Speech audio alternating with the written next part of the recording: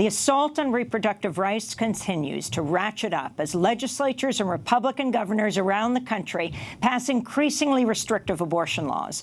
On Wednesday, Alabama Governor Kay Ivey signed the nation's most restrictive abortion ban into law, effectively banning the procedure, except in cases where a pregnant person's life is at serious risk. The law does not make exceptions in cases of rape or incest, and doctors could face up to life in prison for performing abortions. Last week, Georgia enacted a law banning abortion when a fetal heartbeat can be detected, which often occurs at around 6 weeks into pregnancy before many people even realize they're pregnant. Similar bills have also been passed in Iowa, Kentucky, North Dakota, Ohio, and Mississippi. Just yesterday, Missouri's Republican-led Senate passed a bill banning abortions at 8 weeks of pregnancy. Reproductive rights groups are challenging these laws in court. For now, the bans have either been blocked or have not yet gone into effect. House Speaker Nancy Pelosi responded to the abortion ban in Alabama Thursday and warned the country is heading down a dangerous path. At the same time have been dismantling and sabotaging and continuing their attacks on health care, and now for women specifically, as we have seen in Alabama, heartbreaking and unconstitutional assault on basic reproductive freedoms. It's really, I don't want to be a fearmonger, but I do believe that they're trying to go on a path that will totally dismantle Roe v. Wade, and we have to be vigilant and express our concerns on this legislatively and at the grassroots level. The architects and supporters of the bills are actually welcoming a court battle in the hopes the fight will land in the Supreme Court and lead to the overturning of Roe v. Wade, the landmark 1973 Supreme Court ruling that recognizes the constitutional right to an abortion. For more, we go to Huntsville, Alabama, where we're joined by Dr. Yashica Robinson.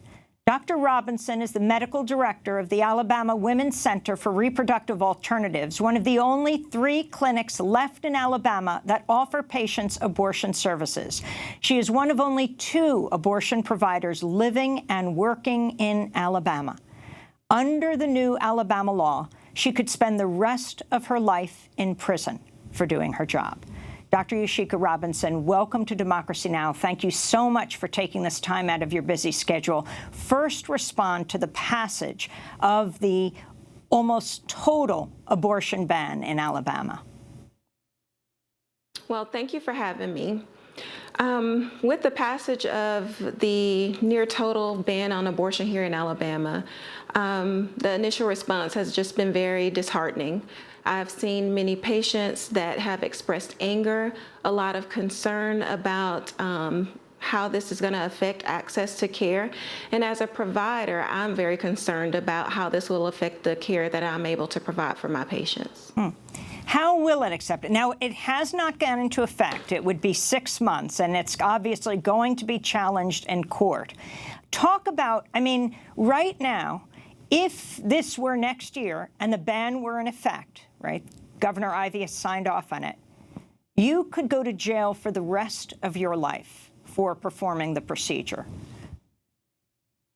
Yes, that means that I will have to choose between my freedom and staying out of jail and doing what's best for my patients. And that is going to be something that will make it more difficult for physicians to choose to come to this area. Alabama is an area that already have a lack of physicians and lack of resources as far as care for patients. We already have women that are traveling further and further to access the care that they need.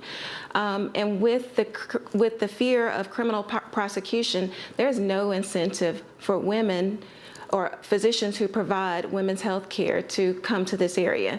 There is no physician that would want to have to choose between their own freedom and doing what's best for the patient. From our standpoint, it puts us in a catch-22. If we conform to the law and abide by the law, we could still be faced with litigation from patients and their families if they are harmed. This would put us in a situation where we could be forced to let patients get near death, get very sick or ill, and potentially be harmed before we could proceed comfortably with doing what's best for women. With that being said, the exception for health reasons is not adequate. It's not appropriate when it comes to abortion access. Would you perform abortions anyway if this law were put into effect in Alabama? Well, as a women's health provider, I understand how important abortion access is. I'm going to always conform to the law. So with that being said, I may be forced to travel to other areas to provide care for patients. But my hope would be that we can change the law to be sure that women continue to have access here in Alabama. Because otherwise that means I will have to travel to be sure that women have access and to be able to continue to practice my trade and do what I feel so strongly is necessary for women. And that means that women will have to travel further and further. We already have patients that don't have an abortion clinic in their area. We have patients that are driving 6 and 8 hours to get to us now. So if Alabama continues to go down this path, it is going to place another obstacle in the way of women. And we already face so many obstacles when it comes to health care here in the South. I wanted to turn to Alabama Democratic State Senator Vivian Figures, one of just 4 women in the Alabama State Senate, confronting Republican Senator Clyde Chambliss on the state Senate floor as lawmakers debated the bill. Do you know what it's like to be raped? No, ma'am, I don't. Do you know what it's like to have a relative commit incest on you? On me, no, ma'am. Yes, on you. Okay. So that's one of those traumas that a person experiences, just like that child experienced. And to take that choice away from that person who had such a traumatic act committed against them, to be left with the residue of that person, if you will, to have to bring that child into this world and be reminded of that every single day. Alabama State Senator Figures also introduced an amendment that would criminalize vasectomies, arguing there are no laws regulating men's bodies. It was defeated.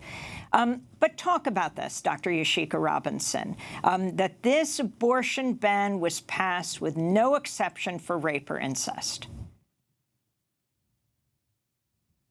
First of all, just her words and just asking the other representative about how he would feel, or does he know what that feels like. She tried to bring it home, to bring a human aspect to it, and I appreciate that.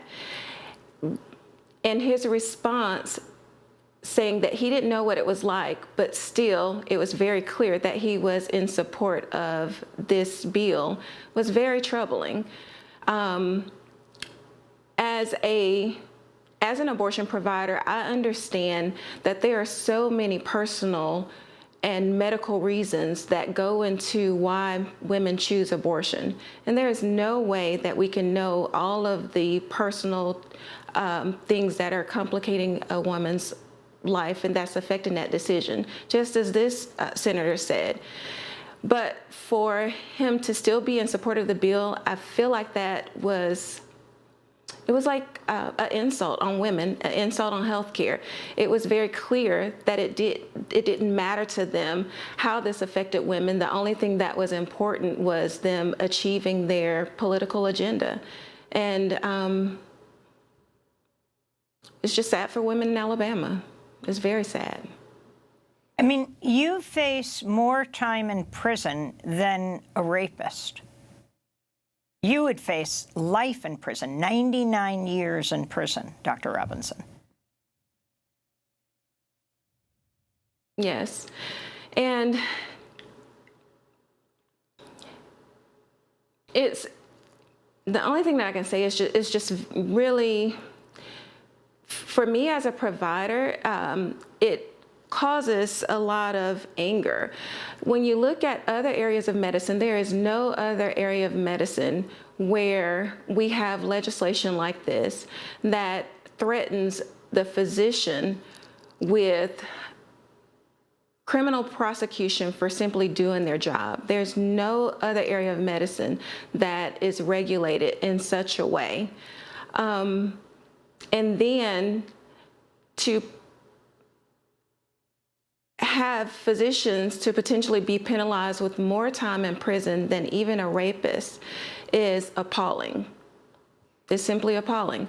And we know that this is not about what's best for women. It's more about our representatives and their personal moral objection to abortion care.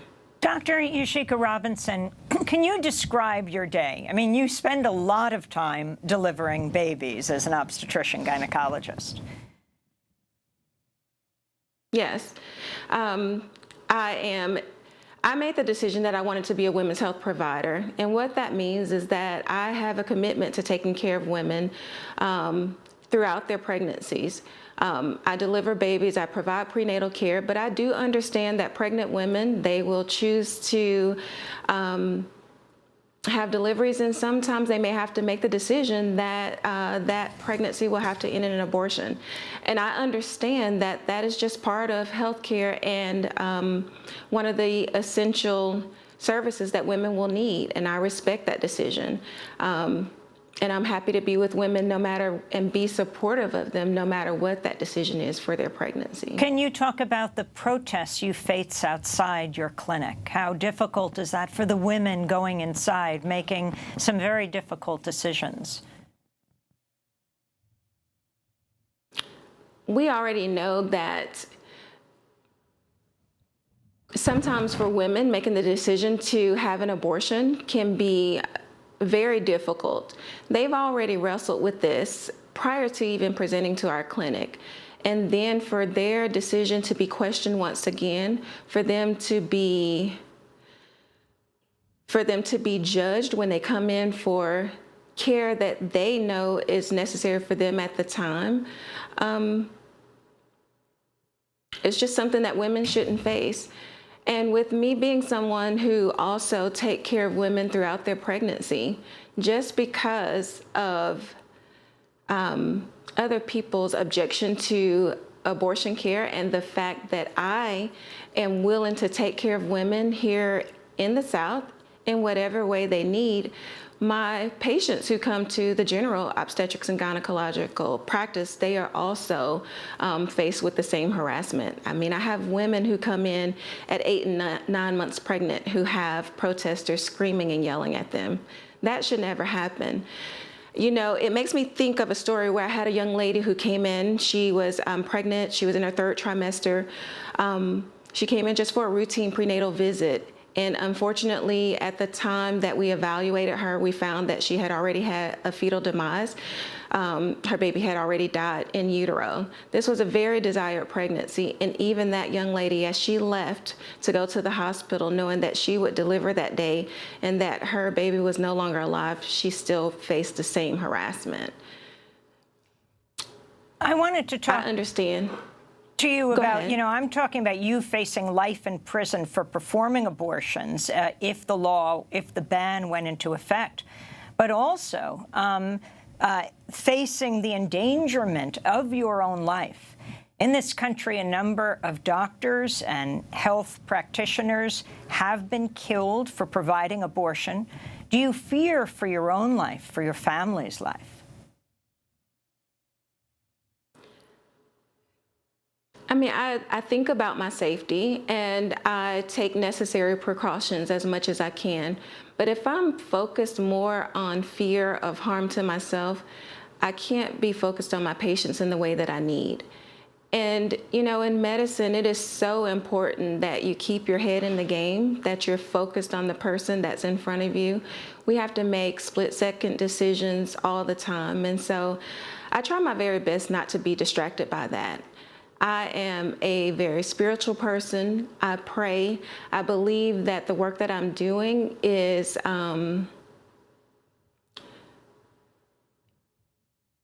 I believe that I'm here because I feel that God put me here for a reason, because there are so many women that need me. And so because I understand that I'm doing work that I am supposed to be doing, I feel that I'm going to be protected. And if there comes the day that I am harmed because of it, it's a decision and a sacrifice that I know is necessary. And I guess I've just made the decision that I'm willing to accept that. You've made a lot of very remarkable decisions in your own life. Can you talk about growing up in Alabama, having your kids at a very young age, and how you fought to get an education and become a doctor? Yes, I come from a background, a very humble background. I did have my first son prior to finishing high school. Being a teen mother was part of my motivation for going into obstetrics and gynecology. There are so many women here in the South that face very similar situations. The teen pregnancy rate here is very high. I understand that education is one of those things that will help to bring us out of the poverty that can sometimes be associated with becoming a mom so early. And I felt that women in similar situations needed to see someone that comes from a background just like theirs, who has been able to come out of that, to continue to achieve goals, to not be ashamed of the decisions that we've made, and just to be motivated by that.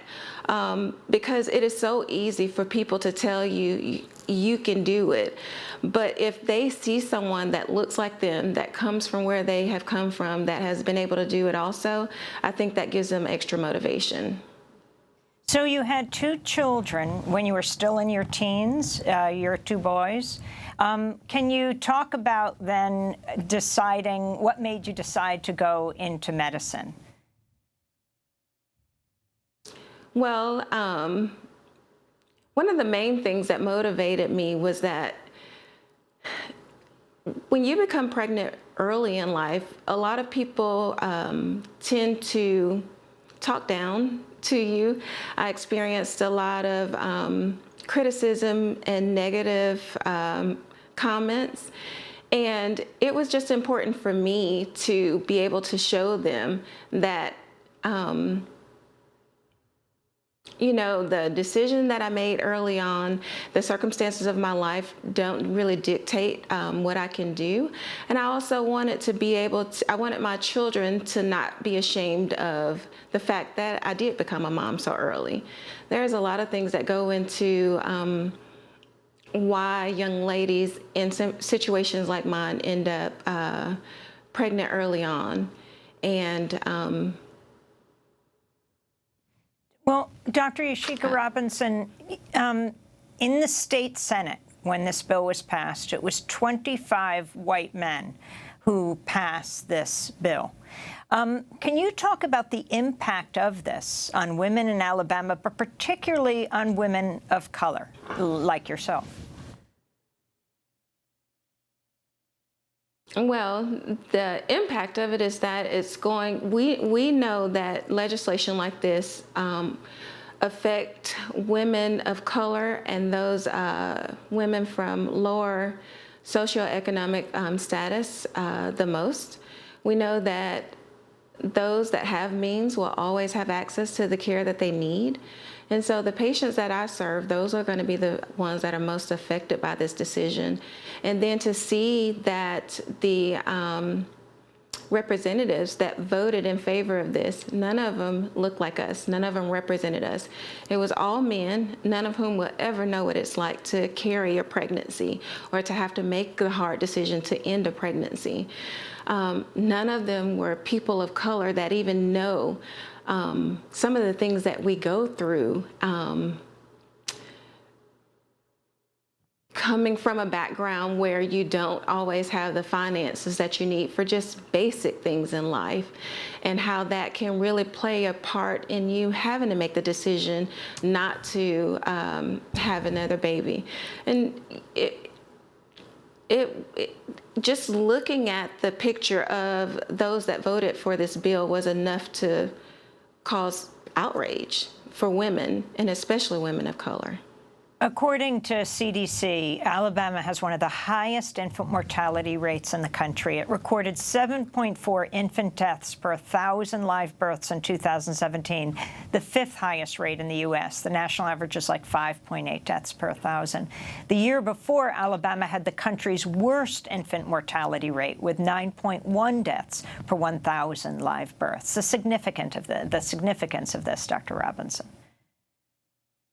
Well, Alabama has so many things that we can address to make things better for women and babies. We have a very high maternal and infant mortality rate, and a lot of that stems from the fact that women do not have access to the health care that they need. Many patients are not able to access health care or even obtain insurance until they become pregnant. Many women will only qualify for Medicaid during their pregnancies. And as a physician, I know that optimizing their health prior to pregnancy would be best for both the patient and for her baby. Conditions that would be easy for you to understand is like patients that have hypertension and diabetes. If we could optimize those things prior to a pregnancy, then we would have better outcomes when it comes to, as it relates to maternal and infant health. However, we have lawmakers that are focused on placing more restrictions on women's access to health care, as opposed to focusing on ways to make access better. Your final thoughts, speaking to us from Alabama, the state that might be really the testing ground for what happens at the Supreme Court. The idea that this essentially a virtual ban on all abortion could make its way to the Supreme Court and possibly, in the climate of the Supreme Court, overturn Roe v. Wade, that it started in Alabama. Your thoughts, Dr. Yashica Robinson, as one of only 2 Alabama-based doctors who are performing abortion right now. My thoughts is, Alabama, when it comes to the things that are really important, we can be last at so many things. Like you said, our infant mortality rate, our maternal mortality rate, our cervical cancer rates are very high. And this is the one thing that we want to be first in. It's not something that we want to brag about. My desire is to live in a society where women have access to the care that they need, where even insurance covers women for abortion care, and that having access to health care, essential health care, is not based off your zip code. And so I just still remain hopeful and just hope that as we move forward, that we can look to do what's best for women and that we can achieve that ideal society. Dr. Yashica Robinson, we thank you so much for spending this time with us. Dr. Robinson is the medical director of the Alabama Women's Center for Reproductive Alternatives, one of only 3 clinics left in Alabama that offer patients abortion services. Be safe. This is Democracy Now! When we come back, people talk about what would a post-Roe country look like. Well, many abortion providers, women's rights activists say, actually in many parts of the country, it looks like what's happening today around the country, even when Roe v. Wade is legal. Stay with us. I'm my brother's keeper every chance I can. And I pay my taxes like a working man. And I feel I've earned my right to choose. You don't get to play God, man. I know you don't get to play God.